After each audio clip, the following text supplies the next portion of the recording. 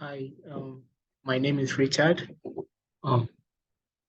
Second year PhD student in Texas A&M.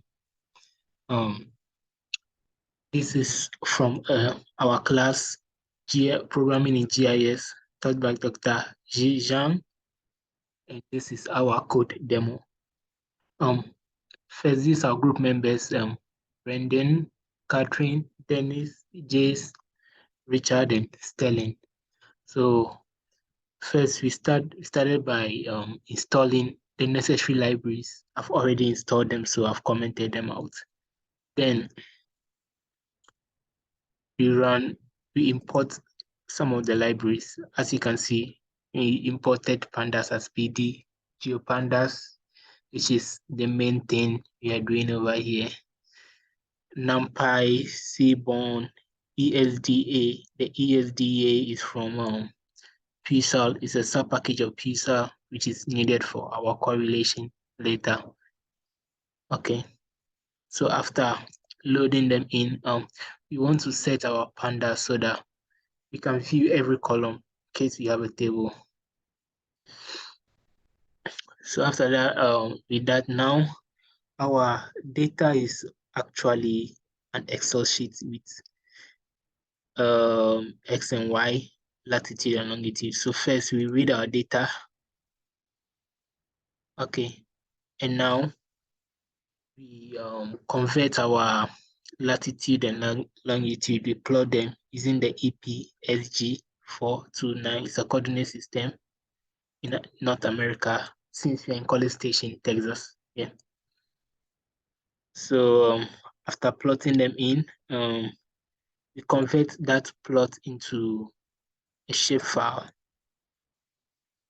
So after that, we also want to import our county shapefile, which we got from the internet, downloaded from the internet. Seems our projection is still okay, it's done.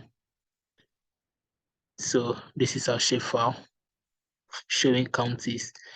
You also want to import sub-counties.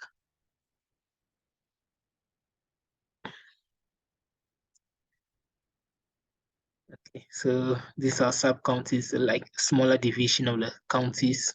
We'll also use that one later. Now we want to join our crashes with counties. So we're going to use spatial join, gpd.sjoin over here. The GPD stands for Geopandas, yeah, shortcut for Geopandas. Okay, now we want to group our crashes by county. So since we've assigned every county to a crash, now you want to group, we want to count those crashes per county. Okay. Now we want to merge that new column we've created with our county and call it county with count. Yeah. Okay, so now as you can see, we have a new row showing crash count. So you can see the last county, which is Allegheny County, has 454 crashes. Now, with that, we want to create a scale bar for the map we are going to generate. So we took like 2 points and we used the gray circle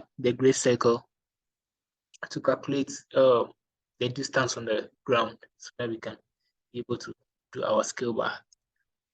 Okay, so now we want to create a floral plate map showing how the crashes are distributed in every county. So we write the code for that and we run it. It's still loading. We wait for it to load and showing Allegheny County having high number of crash. Chester. Yeah, so one thing you have to know is we use the scheme, which is natural breaks, so it naturally classifies our data for us here. Now we want to create a KDE map, kernel density estimation, to detect hotspots. So we use the SNS.KDE plot, which the SNS is seaborne. We already imported already.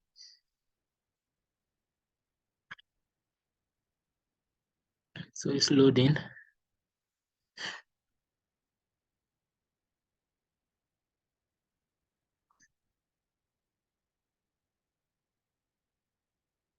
So you can see our map showing.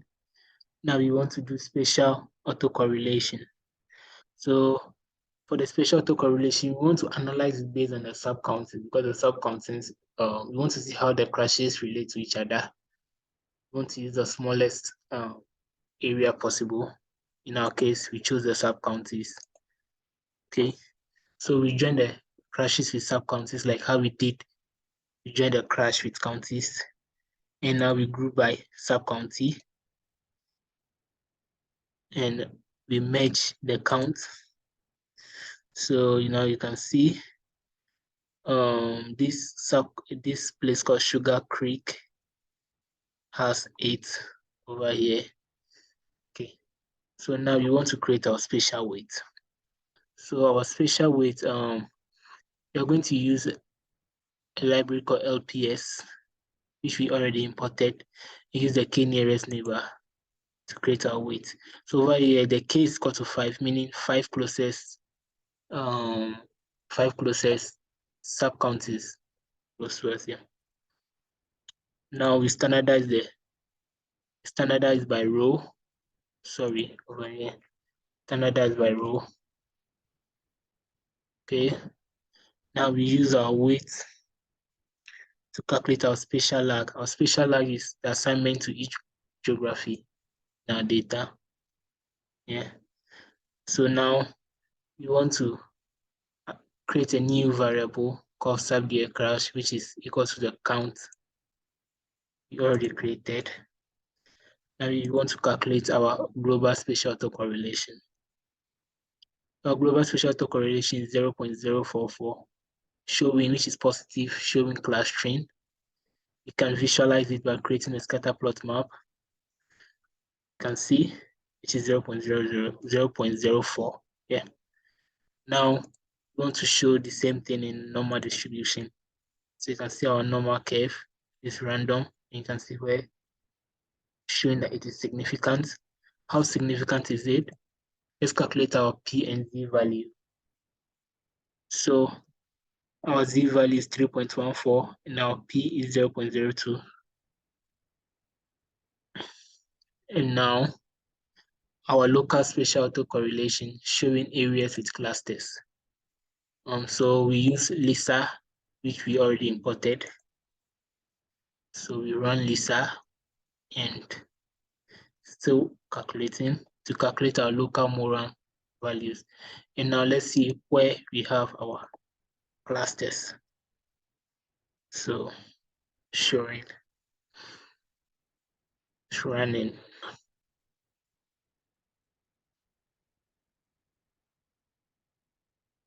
So as we can see, we have like Allegheny County. It has areas which are high, it's surrounded by low.